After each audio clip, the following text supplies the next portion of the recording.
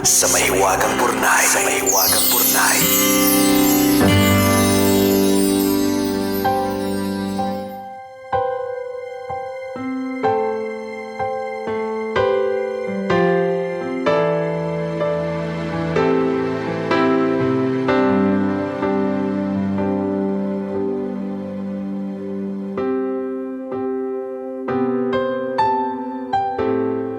Dear kumikinang na tambalang Nicole Ayala at Diego Bandido. Itago niyo na lang po ako sa pangalang Cyril, single, 28 years old, at isa sa marami ninyong tagapakinig dito sa Santa Mesa. Alam niyo po, through the years, ang laki po ng tulong ng programa ninyo sa akin. Hindi niyo na lang po ako napapasaya, nabibigyan niyo din po ako ng mga aral sa buhay. Kaya naman ngayong may mahalagang natutunan po ako, naisipan kong sumulat sa inyo. Baka po sakaling makatulong sa listeners ninyo. Ganito po kasi, ilang taon na po akong baon sa utang.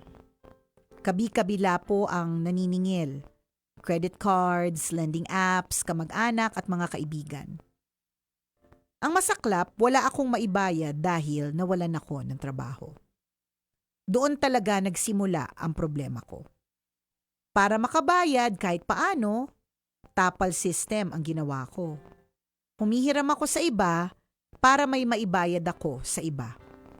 Sa halip tuloy na mabawasan ang problema, lalo akong nabaon sa utang. Dahil napagod na ako sa kakatago sa mga pinagkakautangan ko, naisipan kong maghanap ulit ng trabaho. Ang plano ko, malaking bahagi ng sweldo ko ibabayad ko sa mga utang ko. Hindi lang yun. Naghanap din ako ng sidelines. Tumanggap ako ng freelance jobs. Nag-buy and sell din ako para kumita pa ng extra.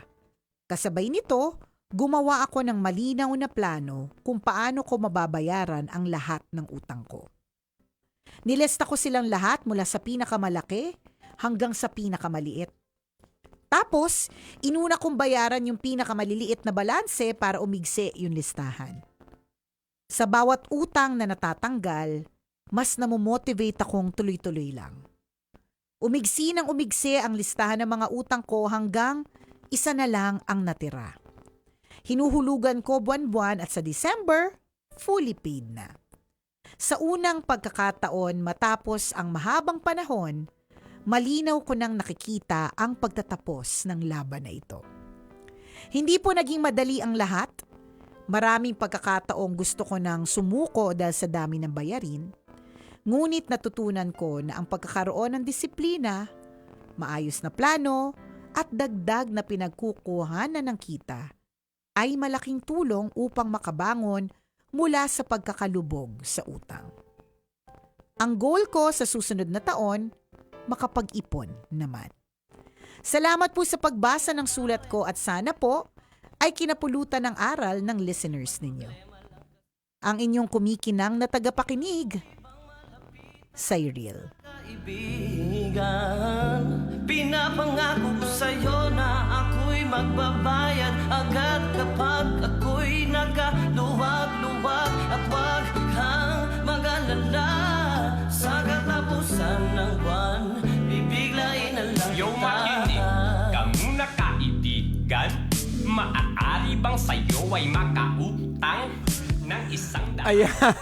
Ayan! Napakaganda ng kwento Ako gusto ko yung kwento ni Cyril. Oo. Kasi parang na-imagine ko yung listahan niya. And alam mo, ito lang din yung isang paalala na kapag ka ginawa niyo yung mga technique ni Cyril nung Oo. una na mangutang sa iba para ipantapal Ayan. sa hindi ka talaga Marami pong lumubog dyan. Marami po. Oo. Meron po kaming mga kakilala na talagang doon. At maski hindi ka umuutang for example sa ibang tao yung mga nalulubog ba sa credit card, debt, Oo. na sa halip na mabawasan yung principal amount, ang binabayaran ay interest. So lubog-lubog ka dyan. Ano yan, hindi yan matatapos, no? Pero, katulad nung nagawa ni Cyril, 'di ba? nagawa naman yan ng paraan. Tama. 'Di ba? At ang isang paraan is, una, you really have to be intentional in paying. Yes. Oh, yun yung, eh. Yun yung nagustuhan ko na dahil hirap na siya, naghanap siya ng trabaho. Correct. At ang una-una niyang nasa listahan, priority ng sahod niya is magbayad sa utang. True. Yun eh. Kasi may mga iba na pagka nagkaroon ng extra income, sa halip na mapunta sa pagbayad ng utang, anong ginagawa? Bibili ng bagong tsinelas. Tama.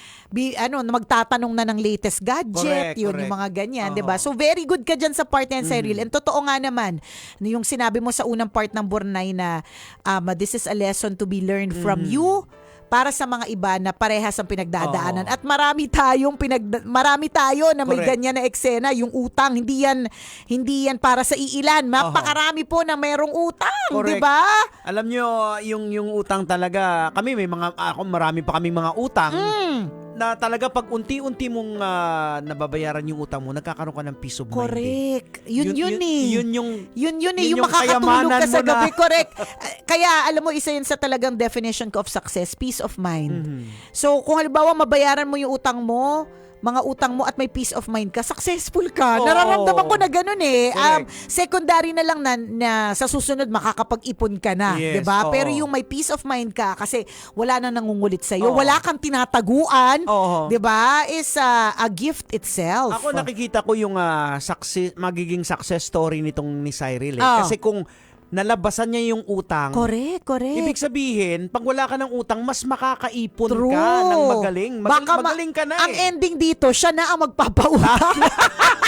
Magkakaroon ka na ng Oo. parang si boss natin. Oo, si Boss Leo Boss galing, Leo, 'di ba? oo. Magkakaroon ka ng sarili mong lending corporation, 'di ba? Hindi natin masasabi. So tama ka, Jegs eh.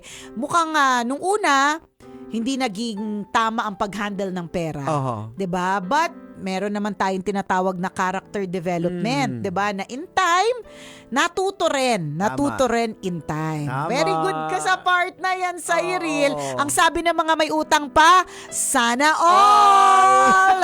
Sana all. Pero yun lang talaga yung isa sa mga pinupunto ni Cyril sa kanyang kwento, na you just have to take that step. Yes. Minsan oho. kasi nauunahan tayo lagi ng hindi ko to kaya, masyadong marami, naku baon na ako.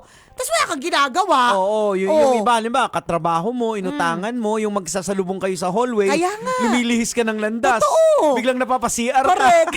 Hindi ka naman na si CR. Dahil iwas ka ng iwas sa kanya, akalain na ng mga tao, meron kang binabalisaw-saw ka. Ba't CR ng CR yun? Lumilit ang mundo mo, tandaan na. Tapos nag-CR din. Yun na. Pumasok ka dun sa cubicle, umupo ko na lang sa inodoro. Hinintay mo makalabas siya, di ba? Ay, ganun po talaga mga Oo. kabisyo. It happens. Pero you can get out of that cycle if you really choose to break it. Tama. If you are intentional in breaking it. Ayan. And that's Pero what you did. Kung minsan, hindi rin natin maiiwasan at yung may mga tao na talagang nagtatago. Kasi nga, yung iba namang naniningil, Grabe naman kasi talaga. Na para bang Di ba? pumatay ng tao. oo. Kung makapagsingil naman na Oo. parang buong pagkatao na niyurakan. Ayan, may mga collection agency Ay, na oo, talagang totoo. tinatakot ka. Tsaka ipapahiya. Oo, kung Ewan ko, sino-sinong pinagtatawagan. Hindi ko nga alam kung training nila yun pahiyain ka, yung mga ganun. So parang, pag tumatanggap sila ng mga empleyado dun sa mga collection agencies, number one requirement, matapang. Di ba? Siguro, may Oh. narinig ako na interview na parang ang sabi na hindi naman kami nagturo dyan eh. Siguro baka galing doon sa mga scamming company na pinanggalingan, so na-train sila ng ganun. Pagdating dito sa amin, naging ganyan na yung way na at hindi naman namin ma-monitor na ganun unless kung may magreklamo. So yung mga pinagbabawal na teknik, ginamit dyan. Oo, ginamit niya sa paniningil Oo. ng utang. Oo. Siguro kasi may mga quota din sila Correct, oo. na kailangan at this certain date of the Oo. month, meron kang X number na mga nasingil. Oo. Dahil kung hindi, baka hindi sila salary based, baka Yes. commission based. Oo, posible din yun. So kumbaga, kahit nga nagtatago ka at naiinis ka, to begin with, utang pa rin siya. Oo. 'Di ba? Yun. So, Ayan. mas gawin natin yung ginawa ni Cyril. Naghanap ng extra source of income. Correct. Kasi kulang talaga eh. Oo. At lagi natin to sinasabi, Jegs, na ang swerte ngayon, kasi meron na pong online. Oo. Ang swerte po ngayon, 'di ba, matanda na tayo nung lumabas ang salitang reseller. Never ko naman yan narinig sa tanan ng buhay ko, yung reseller eh, 'di ba? Oo. So lumabas na yung reseller. Meron naman na Yung mga affiliates. affiliates, Oo. 'di ba? Eh 'di ba nga yung isa kong kwento na yung kaibigan ko inalisan siya ng kasama niya sa bahay. Oo. Kasi natuto ng affiliate program. Oo. Ang Mas malaki pa yung mas malaki pa yung kinikita niya kaysa sa sweldo niya sa kasambahay Oo. bilang isang kasambahay. So, umuwi na lang siya ng probinsya, Oo. kasama niya pa yung mga anak niya. Tama. Mas malaki pa yung kanyang kita. Oo. 'Di ba? So natutunan siya. So, hindi naman po lahat ng pine-present sa atin kunyari online is something that we can all do. So, hanapin mo lang din kung alin yung Oh, what works what para works sa'yo. for you. Oo. Ganyan. Ayan. Ang isang hinahanap ko lagi, Jigs, na parang feeling ko walang eksaktong tao na nag-share. Parang laging payami lang. Yung mga VA work na sinasabing, basta lumalabas yan lagi sa feed ko eh. Parang pag VA ka, ganito yung kita, tapos kailangan mo lang computer. Eh, meron po akong computer. So, paano Hindi po? nila sinasabi kasi Hindi nila sinasabi! magiging kompetensya. Hindi nila sinasabi. Oo. Meron pa nga ako dahil nga sobrang interested ko dyan. Kasi syempre, no, hahanap tayo ng ibang source of income eh. Oo. Ang arte ko kaya, di ba? So, hanap tayo ng ibang source of income. So, yung VA na yan, yung virtual assistant na yan, yun talaga yung gusto kong pasukin na field na isa pa na sinasabing on your free time. Oo. Tapos pag pinapasok ko niya, kunyari, meron ako inattendan na seminar, ang ending, parang ako pa magbabayad. Saan ko, ano to, scam? Nakakaloka! Parang yung VA ata, tama ba? Hindi ako sure na parang halimbawa, isang Nicole Liala, gusto niyang ipamanage yung ano niya, yung mga transaction niya, yung mga emails niya, kung sino i-email. Depends kung anong Depende. type. Oo. Oo. Eh, syempre yung hanap ko yung ayoko ng yung daming ginagawa, konti kita. Gusto ko yung konti ginagawa, laki kita. Tsaka, Oo. kaya siguro hindi nagsuswak sa akin eh. Kasi may mga VA din na nalaman ko rin din na sila nagmamanage ng ng Facebook page, ng naturang Marami. person. Oo. Marami. Iba-iba. Meron pa nga parang kailangan mo lang gumawa ng produkto, tas ipopost mo sa Canva, tas ibebenta mo. So parang papunta na rin sa scamming.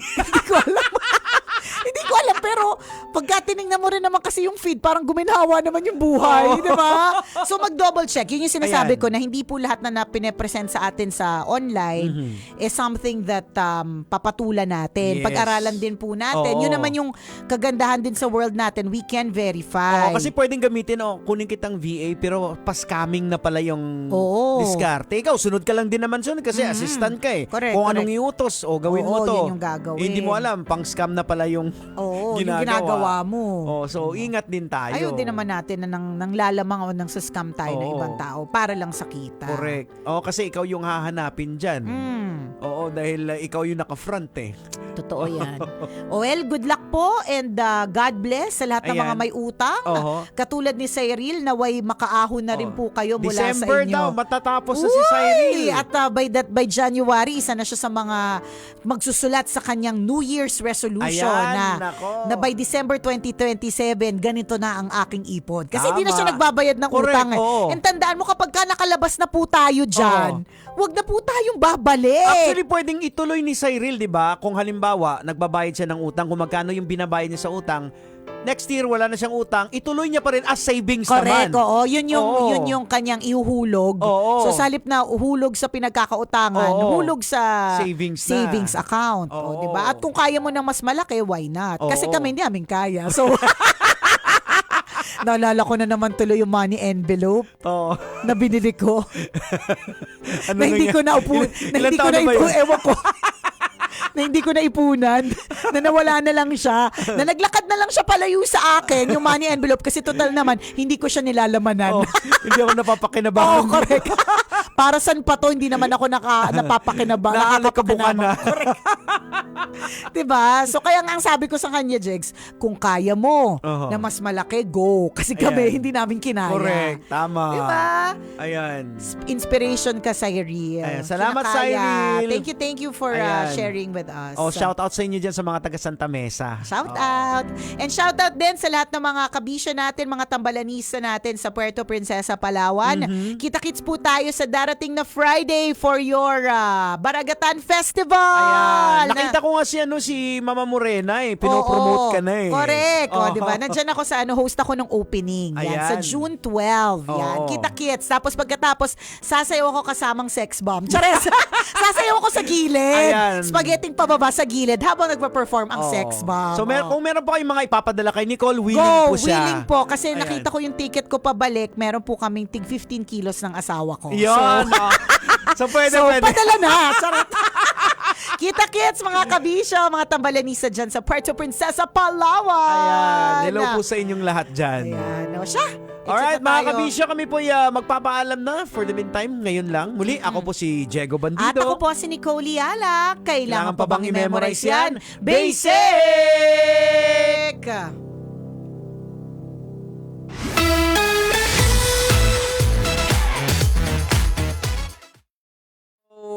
Salamat again Cyril sa Thank you sa napakagandang pagpapaalala. kwento mo. Oo, na kung kaya mo ay kaya din nating lahat. Tama. Yan. Makakaalis din tayo dyan sa cycle na yan ng utang. Check. Kailangan lang intentional talaga. Mhm. O siya. Alright. Salamat ng marami Bye. mga kabisyo. Bye-bye.